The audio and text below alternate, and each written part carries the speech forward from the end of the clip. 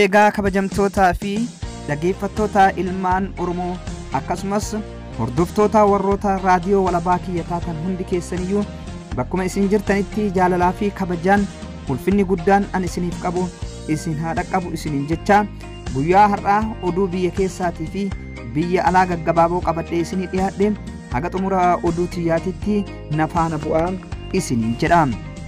Hangafoota oduu humnoonni Amaaraa daangaa Oromiyaa seenuun waraana bananii lubbuun Oromoota 20 olii akka darbe gabaafame. Onkoloolessa 12 bara 2021. Waggoota 7 dura warshaan qalma harree biyyattiitti kan jalqabaa ta'ee magaalaa Asallatti banamee turus mormii hawaasa irraa dhiyaateen osoo itti hin fufin cuufame. Lammiin Afgaanistaan bara 2008 lubbuu Joon Baayiden baraare biyyattii keessaa baafame.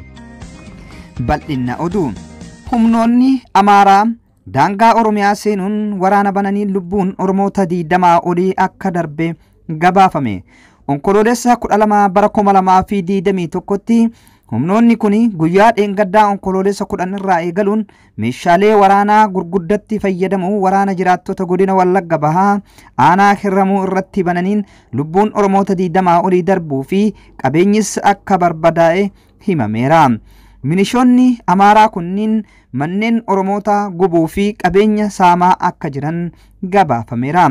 Yeroo ammatti ilmaan Oromoo aanicha keessa jiraatan lubbuu isaanii baraaruuf qe'ee fi qabeenya isaanii dhiisuun baqachaa akka jiran gabaafameera. Humnoonni Amaaraa kun duguggaa sanyii ilmaan Oromoo irratti raawwachaa jiran dhoksuuf miidiyaalee harkaa qabanitti fayyadamuun Oromoo irratti duula maqaa balleessii gaggeessaa jiraachuulleen beekameera. Waggoota 7 dura warshaan qalma harree biyyattiitti kan jalqabaa ta'e magaalaa Asallatti banamee turuu isaa mormii hawaasa irraa dhiyaateen osoo itti hin fufin cuufame. Biyyattiitti warshaan qalma harree kan lammataa kan ta'es ammoo waggoota duraa magaalaa Bishooftutti banamee turus aadaa fi safuu hawaasaa wajjin hin deemu jechuun komii hawaasni naannoo kaasaniin innis cuufamuu ture. Haa ta'utii warshaan qalma harree magaalaa Asallaa waggoota 7 dura cufamee ture amma akka haaratti hojii jalqabeera. Gabaasaaleen jedhan bahaa jiru.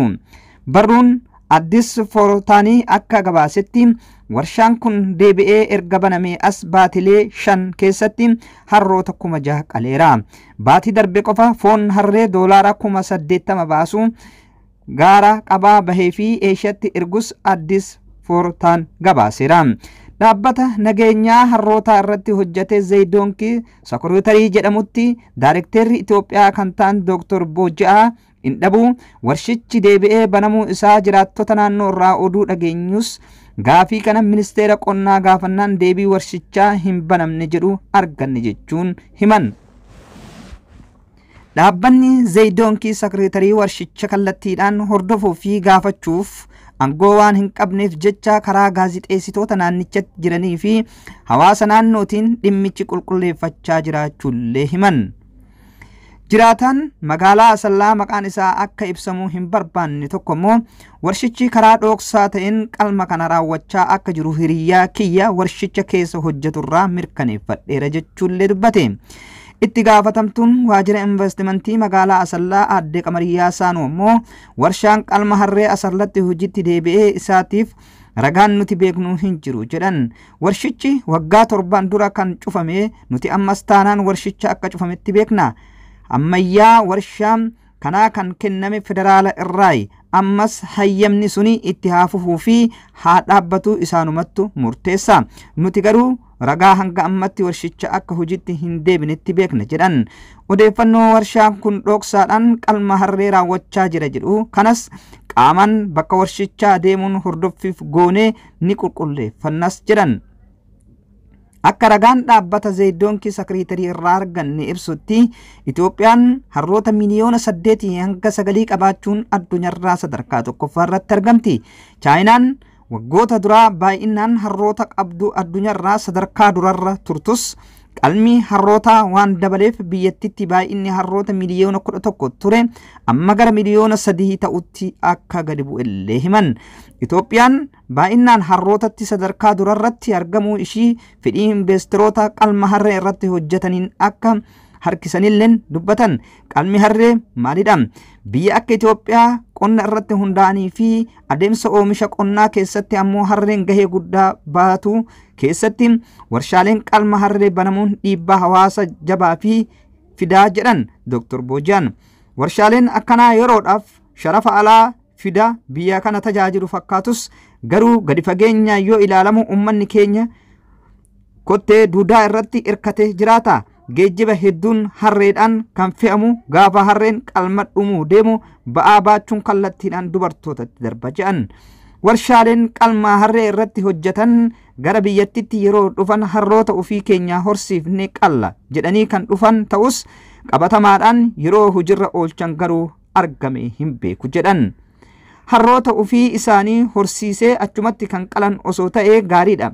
Biyyoota biroo keessattis yoo ilaalle jalqaba yaada akkanaa dhiyeessan qabatamaadhaan garuu hojirra oolchanii hin beekan. Harrootuma hawaasa dallaalaadhaan bitanii qalu jedhan. Qalma harree aadaa fi safuu hawaasa biyya keenyaa waliin deemuu dhiisuu caala harroonni qonnaa fi qonnaan bulaa biraa bahanii gara qalamutti gaafa qalamuu rakkoo hawaasa keenyarra gahu salphaa waan hin taanee fi itti yaadamuu qaba jechuudhaan dhaaman Dr. Boojaan. Lammiin Afgaanistaan bara 2008 lubbuu Joon Baayiden baraare biyyattii keessaa baafame. Turjumaanni Afgaanistaan pirezidaantiin Ameerikaa yeroo ammaa Joon Baayiden Afgaanistaan keessa haleellaa fi saaxilummarraa bara 2008 gargaare amma of baraarame. Maqaan turjumaana Afgaanistaan kun Amaan Kaliil jedhama. Bara 2008 helikopterii Joon Baayidenii fi seera baastota Ameerikaa baatanii iddoo haleellaaf isaan saaxilu qubachuu turte. Amaan Kaliil lammiilee Afgaanistaan Ameerikaaf hojjetan keessaa tokko yoo ta'u iddoo nageenyi isaanii balarra hin buunetti akka imalan qajeelche. Amaan Kaliil waggaa 13 seneetara Baayidenitti baraaretti maatii isaa wajjin Afgaanistaan keessaa bahu pirezidaantii Joon Baayiden deeggarsa gaafateera. Ammaan hagayya darbee kaasee dhimma fiizaa akka furamuuf gaafate ture.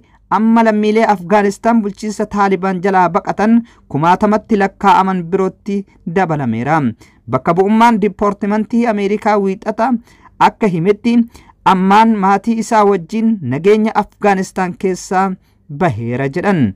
Ameerikaan Afgaanistaan gadhiistee bahu hordofee wayita muudamni biyyattii keessatti dhalate Baayiden isa ijoollee isaa 5 fi haadha warraa isaa akka baraaru abdii qaba jechuun CNN'tti himanii turan.